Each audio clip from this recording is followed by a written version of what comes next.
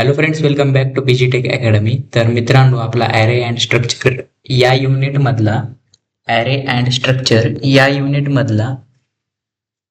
हे characteristics of array, array declaration and initialization, operations on array, characters, string and string related operations, string input output कशी घ्यायची, कशी display करायची, ही पण बघितलं. आणि ही पण आपलं झालेलं आहे टाईप डेफ आणि इन्युमिलेटेड डाटा टाईप. हे दोन युजर डिफाईन डाटा टाईप आहेत. युनिट 1 मध्ये आपण ते शिकवलेलं आहे. युनिट 1 मध्ये आपण हे शिकवलेलं आहे. काय हे एन्युमिलेटेड इनम कीवर्डचा वापर कसा करायचा आणि टाईप डेफ कीवर्डचा वापर कसा करायचा ते युनिट 1 मध्ये आपण शिकवलेलं आहे. मी परत इथं शिकवणार नाही. तुम्ही युनिट 1 मधला तो व्हिडिओ आपला बघून घ्या. इथं स्क्रीनवर डिस्प्ले सुद्धा होत असेल तो कोणता व्हिडिओ आहे, कितवं लेक्चर आहे. तर तुम्ही काय करा, ते व्हिडिओ आधी पाहून घ्या. तर यामध्ये मी तुम्हाला सांगतो, आता आपलं फक्त राहिलंय काय, हे राहिलेलं आहे स्ट्रक्चर काय राहतं ते राहिलेलं आहे. हे स्ट्रक्चर काय राहतं ते राहिलेलं आहे. आपण ॲरे पाहिला. ॲरे काय राहतो, collection of similar type of data type, similar type of data. म्हणजे जी जातीचा डाटा आहे तोच त्याच्यामध्ये स्टोअर होणार. जर इंटिजर टाईपचा डाटा ॲरे डिक्लेअर केला तर इंटिजर टाईपचा एलिमेंट, इंटिजर टाईपचा डाटाच ॲरेवरती स्टोअर होणार. जर आपण कॅरेक्टर डिक्लेअर केलं तर कॅरेक्टर टाईपचाच ॲरे त्याच्यावरती स्टोअर होणार, डाटा ॲरेवरती स्टोअर होणार. तर हे झालं ॲरे बद्दल. Array is a collection of similar type of data. आणि स्ट्रक्चर काय आहे, structure is a collection of different type of data. म्हणजे काय, त्याच्या इंटिजर पण राहणार, कॅर पण राहणार, फ्लोट पण राहणार, असं डिफरंट टाईप ऑफ डाटा म्हणजे ह्याचं कलेक्शन राहते या स्ट्रक्चरमध्ये. तर टेन्शन घेऊ नका, आपण थिअरी बघताना समजून सांगतो. तर त्याचे इंट्रोडक्शन बघायचे, स्ट्रक्चर काय आहे, त्याचे फीचर्स बघायचे आपल्याला, कसं स्ट्रक्चर डिक्लेरेशन करतात आणि इनिशियलायझेशन कसं करतात, आणि स्ट्रक्चरचे प्रोग्राम, ॲरे ऑफ स्ट्रक्चर बी घेणार आहोत आपण, स्ट्रक्चरचे प्रोग्राम. आणि आज बघून घेऊया स्ट्रक्चर काय राहतं ते. तर चला तर मग मित्रांनो, आता आपण आपल्या लेक्चरला सुरुवात करूया. तर स्ट्रक्चर म्हणजे काय, ही पूर्ण PDF मी तुम्हाला आपल्या व्हॉट्सअप चॅनलवरती देणार आहे. तर सर्व विद्यार्थ्यांनी ते चॅनल आधी जॉईन करावे. व्हॉट्सअप चॅनल डिस्क्रिप्शनमध्ये लिंक आहे, त्या लिंकवर क्लिक करून व्हॉट्सअप चॅनल आधी आपलं जॉईन करावे. त्याच्यावरती मी तुम्हाला हे सर्व नोट्स देऊन टाकेन, त्याहून तुम्हाला डाउनलोड करता येईल. आता स्ट्रक्चर म्हणजे काय ते बघूया. स्ट्रक्चर काय राहते बघा. Structure is a collection of different type of data. म्हणजे काय, डिफरंट टाईप ऑफ डाटा म्हणजे काय, इंटिजर, फ्लोट, हे सगळे डाटा टाईप आहेत. कॅर, इंटिजर, फ्लोट, कॅर, हे सगळे डाटा टाईप आहेत. मग ॲरे काय होता, ॲरे हा collection of similar type of data होता. पण इथं काय, स्ट्रक्चरमध्ये काय, collection of different type of data. Similar type of data म्हणजे काय, ॲरेमध्ये एकदा ॲरे इंटिजरचा डिक्लेअर केला तर त्यावरती इंटिजरवरच्याच व्हॅल्यू स्टोअर होणार. म्हणजे कसं 10, 20 ह्या व्हॅल्यू स्टोअर होणार. जर ॲरे फ्लोटमध्ये डिक्लेअर केला तर त्यावरती फ्लोटवरच्याच व्हॅल्यू स्टोअर होणार. म्हणजे 10.11, 10.20, 10.20 अशा व्हॅल्यू स्टोअर होणार. आणि कॅरेक्टर ज्या स्टोअर केल्या तर ABC अशी कॅरेक्टर स्टोअर होणार ॲरेवरती, जर कॅरेक्टर डाटा टाईपचा स्टोअर केला. पण मित्रांनो, इथं स्ट्रक्चरमध्ये काय, स्ट्रक्चर डिफरंट डाटा टाईप एकदा स्टोअर करण्याची क्षमता ठेवतो. म्हणजे कसं, हे इंटिजर, इंट, फ्लोट, कॅर, हे तिन्ही डाटा टाईप एकाच स्ट्रक्चरमध्ये स्टोअर करायची क्षमता ठेवतो. म्हणजे तिन्ही पण डाटा टाईप एका स्ट्रक्चरमध्ये ऑर्गनाइज करतो. स्ट्रक्चर म्हणजे काय, एक बिल्डिंग राहते मित्रांनो, एक बिल्डिंग राहते. त्या बिल्डिंग उभा करण्याआधी आपण एक स्ट्रक्चर बांधतो त्याचं मित्रांनो. आता मित्रांनो, तुम्हाला पाहत असताना तुम्ही जेव्हा आपण हे करतो, मोठमोठाले फ्लॅट जेव्हा बांधतो तेव्हा आधी फ्लॅटचे सगळं स्ट्रक्चर बांधून घेतो. म्हणजे काय, पिलर्स बांधून घेतो आपण आधी, सर्व पिलर्स आधी. आता आपल्याला ही बिल्डिंग बनवायची तर त्या बिल्डिंगचे सर्व पिलर्स आधी बांधून घेतो.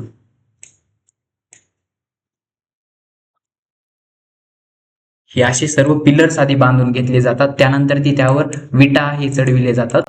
तर विटा पुन्हा त्यावरती डिझाईन वगैरे, खिडक्या वगैरे सर्व असे तयार करून पूर्ण ही आपली बिल्डिंग तयार होती. तर ते त्या बिल्डिंगच्या बनवण्याच्या आधी त्याचं स्ट्रक्चर बनविलं जातं.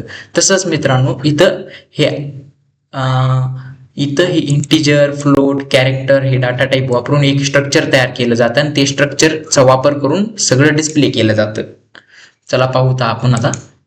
फक्त एवढंच थिअरी फक्त एवढी लक्षात ठेवा, बाकी काही नाही. स्ट्रक्चर म्हणजे तुम्हाला आणखीन मी पुढे चलून प्रोग्राम जेव्हा बघता का आपण याचे, तेव्हा तुम्हाला समजून जाईल, क्लिअर होऊन जाईल आणखीनच. एवढं तर कळालं. स्ट्रक्चर म्हणजे डिफरंट डाटा टाईप राहतात, इंटिजर, फ्लोट, कॅरेक्टर हे त्याच्यामध्ये राहते स्ट्रक्चरमध्ये. स्ट्रक्ट कीवर्ड यूज होते इथं, STRUCT स्ट्रक्ट कीवर्ड यूज होते. स्ट्रक्ट कीवर्ड यूज होते. Is a pre define keyword म्हणजे आधीच त्याला डिफाईन केले आपल्या सी लँग्वेजच्या लायब्ररीमध्ये. Array is a collection of similar type of data. We cannot store different type of data into array. Array मध्ये integer जर टाईपचा array केला तर त्यावरती आपण फ्लोटच्या व्हॅल्यू टाकू शकतो का, फ्लोटच्या व्हॅल्यू टाकू शकतो का, नाही, फ्लोटच्या व्हॅल्यू टाकू शकत नाही. ॲरे जर इंटिजरचा ॲरे डिक्लेअर केला तर फ्लोटच्या व्हॅल्यू टाकू शकत नाही. तसंच स्ट्रक्चरमध्ये इंटिजरचं पण व्हॅल्यू टाकू शकतो, फ्लोटच्या पण व्हॅल्यू टाकू शकतो. हे स्ट्रक्चरची खासियत आहे मित्रांनो. At this stage, if we need to refer all variables with same name, then we require to use data type called as structure. म्हणजे काय म्हणते, जेव्हा आपल्याला सगळे व्हेरिएबल सेम नावाने हे करायचे राहतात, स्टोअर करायचे राहतात, सगळे व्हेरिएबल म्हणजे इंटिजर नावाचा व्हेरिएबल ए, कॅर नावाचा व्हेरिएबल CH आणि फ्लोट नावाचा व्हेरिएबल बी, ही सर्व व्हेरिएबल्स जेव्हा आपल्याला पाहिजे असतात तेव्हा आपण एका ह्याच्यात कसं स्टोअर करणार, तेव्हा आपण स्ट्रक्ट कीवर्डचा वापर करणार. ते सगळे data type we required to use this data type are called structure. हे सगळ्या डाटा टाईपला एकत्र केल्यानंतर एक स्ट्रक्चर बनला जातो, त्यालाच स्ट्रक्चर बनला जातो, त्याला स्ट्रक्चर असं म्हणतात. स्ट्रक्ट कीवर्ड यूज होतो. सिंटॅक्स बघा, स्ट्रक्ट नेम म्हणजे स्ट्रक्चरचं नाव, या स्ट्रक्चरला दिलेलं नाव त्याला स्ट्रक्ट नेम म्हणतात. स्ट्रक्चरचं नाव काय पण असू शकतो, असं सुद्धा करू शकतो. स्ट्रक्ट स्टुडंट पहा इथं खाली दिलेलं आहे सिंटॅक्स मध्ये, पहा स्ट्रक्ट नेम म्हणजे स्ट्रक्ट कीवर्ड वापरायचा आहे प्रोग्राम मध्ये. स्ट्रक्ट नेम काय द्यायचं आहे, स्ट्रक्ट नेम मी काय दिला, स्टुडंट.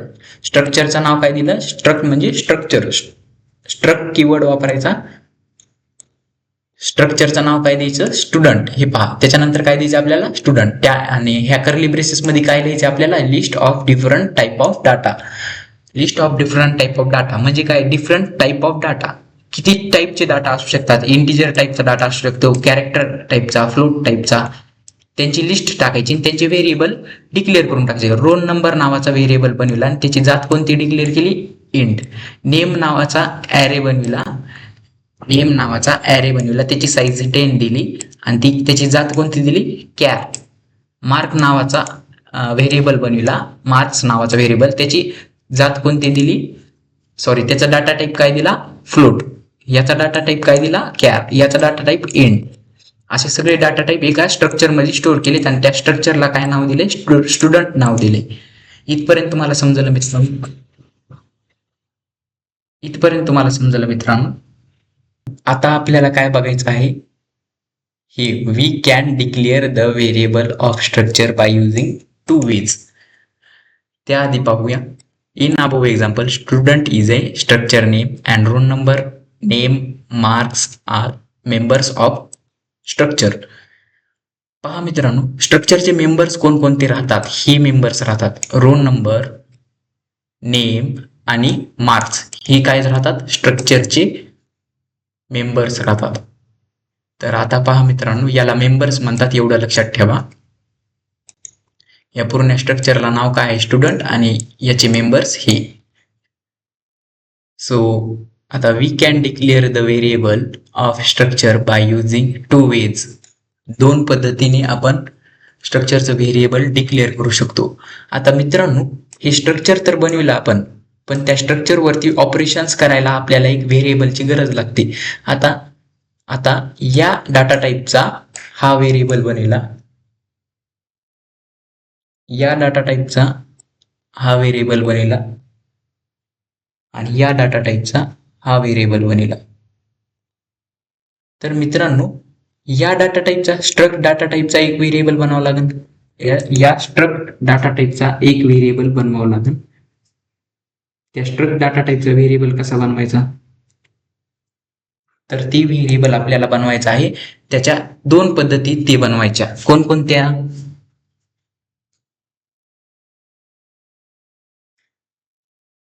कोणकोणत्या दोन पद्धतीत बनवायच्या पहा.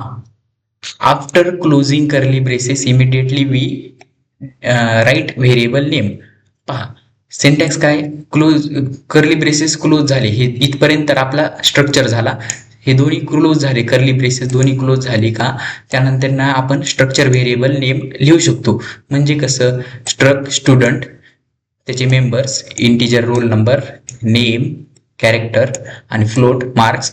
त्यानंतर हे पहा, ह्याला म्हणतात स्ट्रक्चरचा व्हेरिएबल. स्ट्रक्चरचा व्हेरिएबल असा बनवतात, S1 S2 P1 P2 V1 V2 काही पण बनवू शकता आपण. तुमच्या मनाने तुम्ही स्ट्रक्चरचा व्हेरिएबलचं नाव घेऊ शकता. स्ट्रक्चरचा व्हेरिएबल इथं डायरेक्ट पहिली पद्धत, एकतर डायरेक्ट दोन्ही कर्ली ब्रेसेस झाल्यानंतरनी, हे दोन्ही कर्ली ब्रेसेस झाल्यानंतरनी इथं लिहायचा स्ट्रक्चरचा व्हेरिएबल. किंवा दुसरी पद्धत काय आहे, by using struct keyword and structure name we can declare variable of structure. म्हणजे स्ट्रक्ट आणि स्ट्रक्चर नेम पहा, स्ट्रक्ट कीवर्डचा वापर करायचा आणि स्ट्रक्चर नेम स्ट्रक्चरचं नाव टाकायचं आणि व्हेरिएबलचं नाव टाकायचं. म्हणजे कसं, स्ट्रक्ट स्टुडंट, स्ट्रक्चरचं नाव काय, स्ट्रक्चर नेम काय आहे, स्टुडंट आहे. आपल्या स्ट्रक्चरचं नेम काय आहे, नाव काय आहे, स्टुडंट आहे. आणि त्याचा व्हेरिएबल असं डिक्लेअर करायचं. हे व्हेरिएबल नेम म्हणजे त्याचा व्हेरिएबल, हे असं स्ट्रक्ट स्टुडंट S1. या स्ट्रक्चरचा S1 हा ऑब्जेक्ट बनविलेला आहे मित्रांनो, याला ऑब्जेक्ट म्हणतात. हा पहा, कशाला काय काय म्हणतात, याला स्ट्रक्चर नेम, हा झाला स्ट्रक्ट कीवर्ड, हे झाले मेंबर्स, रोल नंबर, नेम आणि मार्क्स, हे झाले मेंबर्स, आणि हे झाला स्ट्रक्चरचा ऑब्जेक्ट, आणि याला सगळ्याला स्ट्रक्चर म्हणतात. तर आता या स्ट्रक्चरचा स्ट्रक्चर नेम कसा राहता तुम्हाला कळाला. आता मित्रांनो, आपण काय करणार आहोत, आता याला असं डिक्लेअर करतो हे तुम्हाला समजलं आहे. आता when we create variable of structure then all members of structure allocates memory of each for each. म्हणजे काय, जेव्हा आपण स्ट्रक्चरचा ऑब्जेक्ट डिक्लेअर करतो, म्हणजे असं हे जेव्हा प्रोग्राममध्ये ही लाईन आपण जेव्हा लिहितो तेव्हा आपल्या सगळ्या मेंबर्सला ही मेमरी अलोकेट होती. तवर मेमरी अलोकेट होत नाही. म्हणजे S1 हा तुम्हाला डिक्लेअर करावाच लागेल, हा ऑब्जेक्ट बनवावाच लागेल, तेव्हाच तुम्ही त्याच्यामध्ये व्हॅल्यू स्टोअर करू शकता. रोल नंबर, नेम आणि मार्क्सवरती व्हॅल्यू स्टोअर करू शकता. रोल नंबरला किती भेटन, 2 बाईट. 2 बाईट काऊन भेटन रोल नंबरला, कारण की हा इंटिजर आहे. रोल नंबर काय आहे, त्याची ते डिक्लेअर करताना आपण इंटिजर डिक्लेअर केला. नेमची साईज काय दिली, 10. म्हणजे इंडेक्स किती पासून सुरुवात होईल, 0 1 2 3 4 5 6 7 8 9 9 पर्यंत हा इंडेक्स राहील. नेमला किती साईज राहील, प्रत्येकाला किती राहील, कॅरला किती राहते, प्रत्येकाला 1. याची बाईट, 1 बाईट इथं एक, इथं एक, इथं एक, इथं एक, इथं एक, इथं एक, इथं एक, इथं एक, इथं एक. टोटल किती झाले, 10. आणि 10 बाईट. हे नेमला किती लागणार, 10 बाईट लागणार. याला 2 बाईट, BYTE बाईट मध्ये राहते डाटा. हा स्टोअर कशामध्ये होतो, बाईट मध्ये. फ्लोटला किती राहते,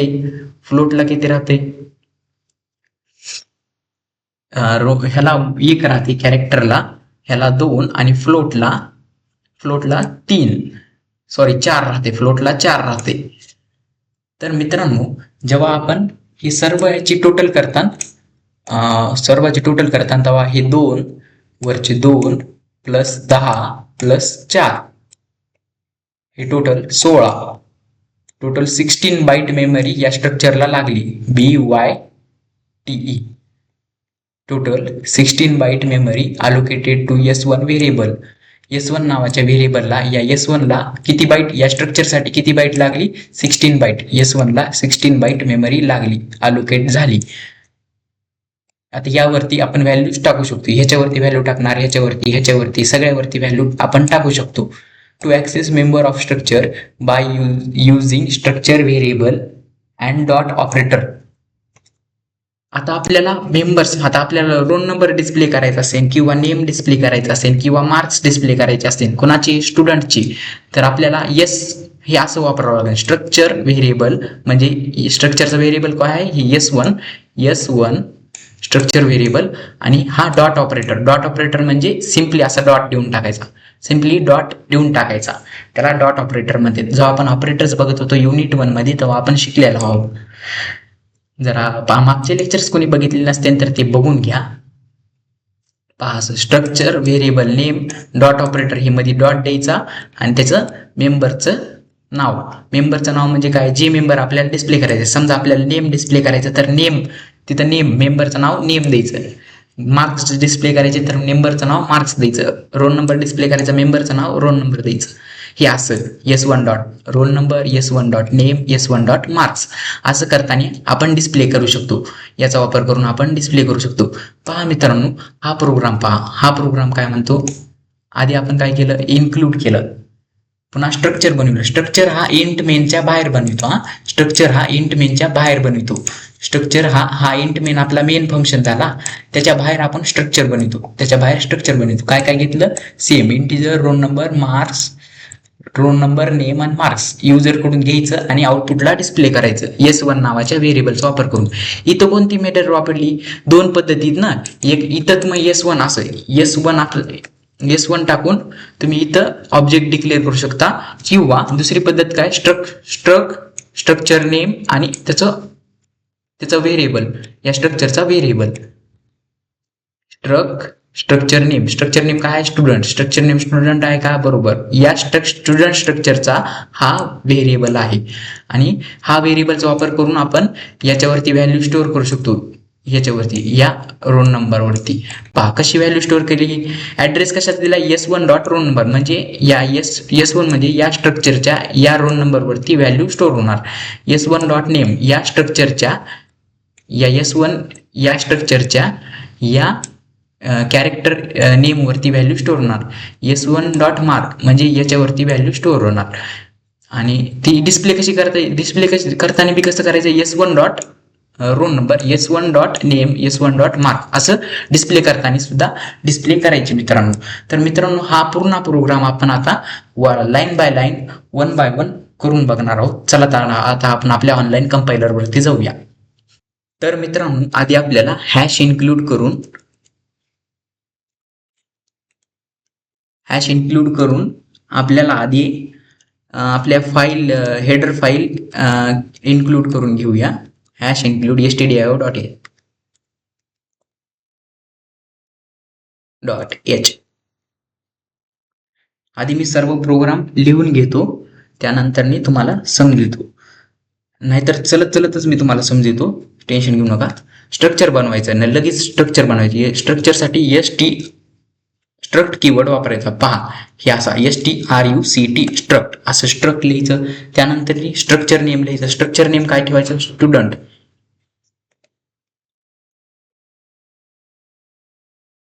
स्ट्रक्चर नेम स्टुडंट ठेवला.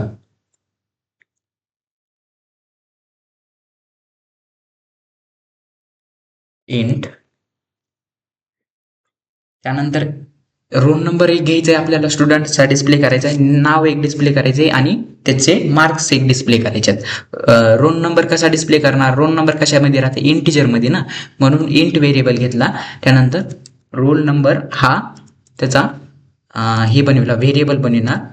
इंट डाटा टाईप काढून घेतला, कारण की रोल नंबर कशात राहते, इंटिजर व्हॅल्यू मध्ये राहते. आणि कॅर डाटा टाईप काढून घेतला. नेम घ्यायचा आपल्याला, नेम नावाचा ॲरे बनवायचा. नेम नावाचा ॲरे, त्याची साईज किती द्यायची, 10 त्याची साईज द्यायची आणि त्याला क्लोज करून टाका. त्याच्या खाली काय घेणार, मार्क्ससाठी काय घेणार आपण, फ्लोट हा डाटा टाईप घेणार आणि मार्क्स हा त्याचा व्हेरिएबल घेणार. आता मित्रांनो आपला एक स्ट्रक्चर बनविलेला झालेला आहे. आता स्ट्रक्चर बनविला आणि इथं काय करायचं, स्ट्रक्चर ही मेन माझी सुद्धा, मी जेव्हा डिप्लोमाला होतो तेव्हा माझी सुद्धा मिस्टेक व्हायची. मी इथं असा कोलन द्यायचा विसरून जायचो ह्या स्ट्रक्चर नंतर, पण स्ट्रक्चर नंतर सुद्धा कोलन राहायचा. आणि तेव्हाच्या माझ्या शिक्षकांनी मला समजून सांगितलं होतं की इथं सुद्धा कोलन राहते म्हणून. हा कोलन मी नेहमीच विसरायचो, पण तुम्ही विसरत जाऊ नका.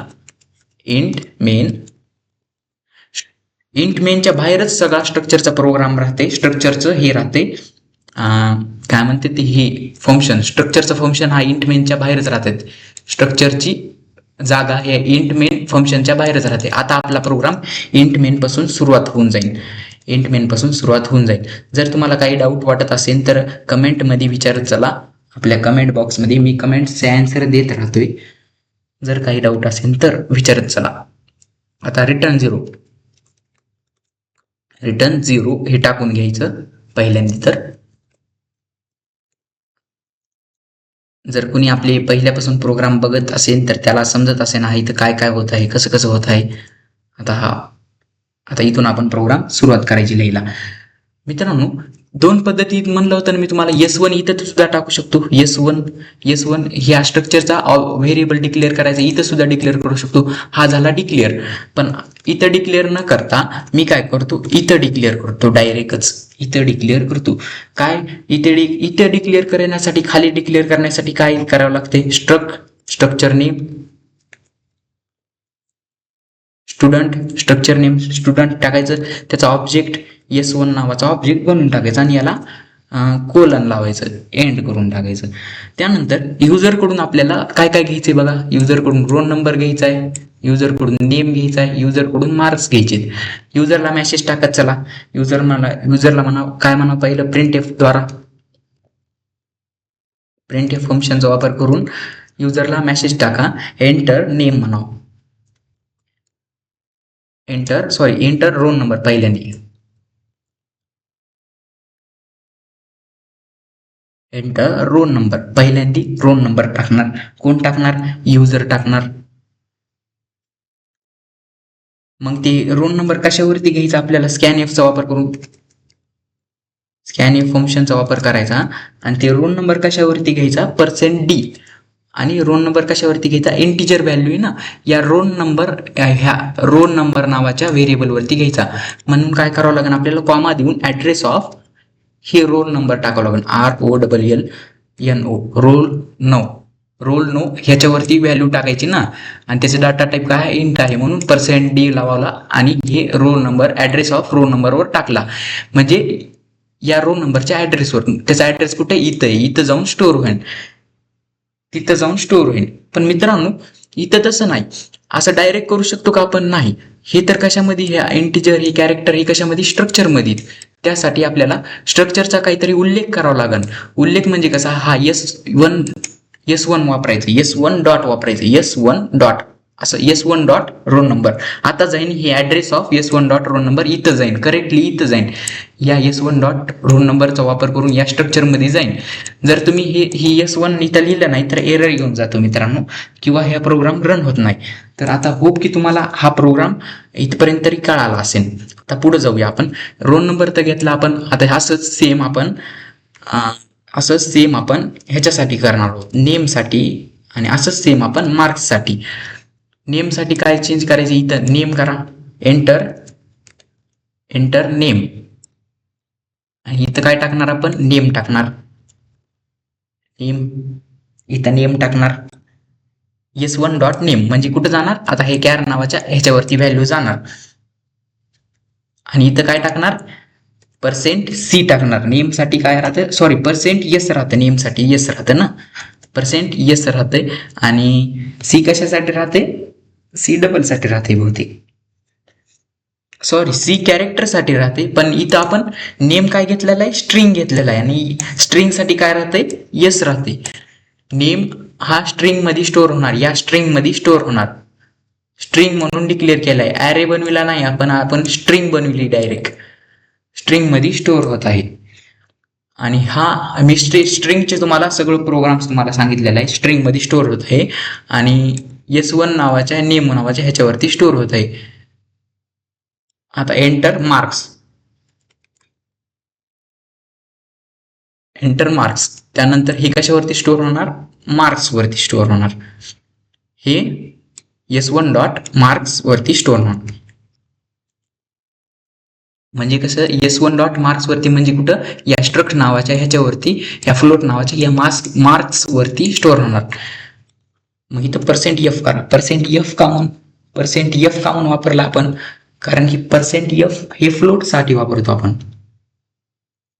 फ्लोट साठी आपल्याला %f वापरतो. %f हा ऍक्सेस स्पेसिफायर वापरतो. हे सर्व काय आहेत, ऍक्सेस स्पेसिफायर आहेत. त्यानंतर एक प्रिंटएफ देऊन एक सिंपलशी लाईन देऊन टाकूया. म्हणजे कसं आपल्याला डिफरन्स कळून जाईल. /n दाबून /n प्रत्येक प्रोग्राम मध्ये लिहित चला, प्रत्येक लाईन झाल्या लिहित चला, जेणेकरून असं एक हे करून टाकतो मी, डिफरंट करून टाकतो. हा, आता म्हणजे याच्यामध्ये जरासा गॅप राहील जेव्हा आपण डिस्प्ले करतो तेव्हा.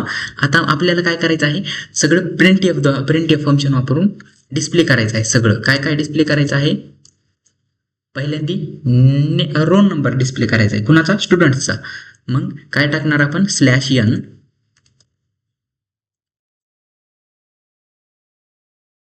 Role number NUMBER roll number equal to काय द्यायचं, %d वरती रोल नंबर हा डिस्प्ले होईल. आणि कॉमा देऊन कॉमा देऊन S1 dot roll number ROLLNO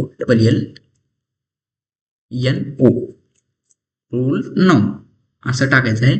आणि इथं काय द्यायचं आहे, कॉमा. सेम आता मित्रांनो हे हाच प्रिंटएफ ह्याच्यासाठी सुद्धा, काय डिस्प्ले करण्यासाठी, नेम डिस्प्ले करण्यासाठी हाच प्रिंटएफ, नेम NAME, नेम काय आहे, नेम कशावरती येणार, %s वापरायचं. नेमचं काय, हा कॅरेक्टर आहे म्हणून, हा स्ट्रिंग कॅरेक्टर आहे म्हणून त्याच्यासाठी %s वापरणार. आणि इथं नेम करायचं S1 dot NAME name. S1 का म्हणून वापरत आहेत, S1 डॉट का म्हणून वापरत आहेत, कारण की या स्ट्रक्चर मधले आपल्याला हे मेंबर्स ऍक्सेस करायचे आहेत. स्ट्रक्चर मधले मेंबर्स ऍक्सेस करायसाठी किंवा स्ट्रक्चर मधल्या मेंबर्स वरती व्हॅल्यू टाकायसाठी S1 डॉट हा ऑपरेटर वापरला जातो. S1 डॉट हे असं वापरलं जातो. आता तिसरं काय आहे आपल्याला, मार्क्स. तिसरं काय आहे, मार्क्स डिस्प्ले करायचे. Marks,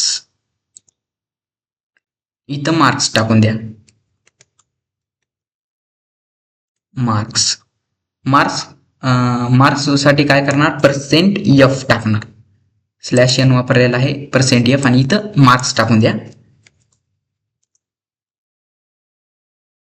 marks. आता मित्रांनो जेव्हा मी हा आउटपुट जर बघितलं तर आपल्याला स्टुडंटचं नेम, मार्क्स हे आउटपुटला येऊन जाईल, जे काही आपण एंटर केलेलं होतं ते. तर पाहूया आता आपला प्रोग्राम रन होतो का बघूया. तर एरर आलेला आहे, प्रिंटएफच्या माग हा सेमीकॉलम राहिलेला आहे, कुठं राहिलेला आहे, हा इथं राहिलेला आहे. आता बघूया, पहा आपला प्रोग्राम सक्सेसफुली रन झालेला आहे. एंटर रोल नंबर काय टाकतो मी, 3341 हा रोल नंबर टाकतो मी. एंटर नेम, स्टुडंटचं नाव टाकतो मी. स्टुडंटचं नाव टाकू, काय टाकू, राम टाकतो. राम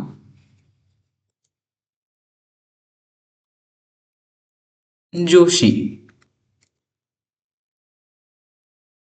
राम जोशी नाव टाकतो. थांबा मित्रांनो, काहीतरी मिस्टेक झाली इथं. तर मार्क्स एंटर करण्यासाठी म्हणलंच नाही, परत बघूया आपण. 3341 नेम काय टाकणार, राम टाकून देतो, नुसतं राम टाकून देतो. हा पहा, मी तिथं गॅप दिला होता ना, राम नंतर गॅप देऊन जोशी टाकलं होतं ना, मग ते गॅपचं जरा कन्सिडर करत नाही ना, त्यासाठी राम टाकलं, नुसतं राम टाकलं. ना आता मार्क्स मध्ये काय टाकणार आहे मी, याला 99% पडले. 99 पॉईंट मार्क्ससाठी पॉईंटमध्ये टाकूया 99.46. आता मी असं बघा, आता मी एंटर दाबल्यावर बरोबर आलं का नाही. रोल नंबर काय आहे स्टुडंटचा 3341. नेम काय आहे स्टुडंटचं राम आहे. मार्क्स किती पडलेत, हे एवढे मार्क्स पडलेत 99.45.9945 इतके पडलेले आहेत. तर मित्रांनो हे अप्रॉक्सिमेट मार्क धरलेले आहेत इथे. जे काही तुम्ही इथं एंटर करता ते तुम्हाला आउटपुटला येऊन जायचे. तुम्ही कोणतं नाव कोणते रोल नंबर एंटर करता त्याचा काही फरक पडत नाही. तुम्ही काही नाव इथं एंटर करू शकता.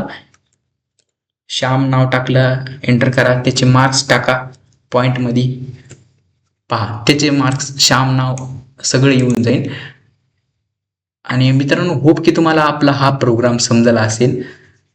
आणि जरी तुम्हाला हा प्रोग्राम समजला नाही तरी पुढे चलून आपण खूप सारे याचे 7-8 प्रोग्राम घेतल्यासारखे घेणार आहोत. सॉरी 7-8 तर नाही, एवढे तर व्हायचे नाहीत, कमीत कमी 4-5 तर घेईन मी. आणि त्या 4-5 प्रोग्राममध्ये तुम्हाला A to Z प्रोग्राममध्ये क्वेश्चन पेपरमध्ये कसे क्वेश्चन येतात, कसं काय ते तुम्हाला सगळं सांगणार. मेन पेपरमध्ये 70 मार्काच्या पेपरमध्ये 70 मार्काचा जो पेपर राहते त्याच्यामध्ये कसे क्वेश्चन्स पडतात याची ते सगळं सांगणार आहे. होप की तुम्हाला आजचं लेक्चर समजलं असेल. आवडलं असेल तर लाईक करा, शेअर करा, सबस्क्राईब करा. Bye bye.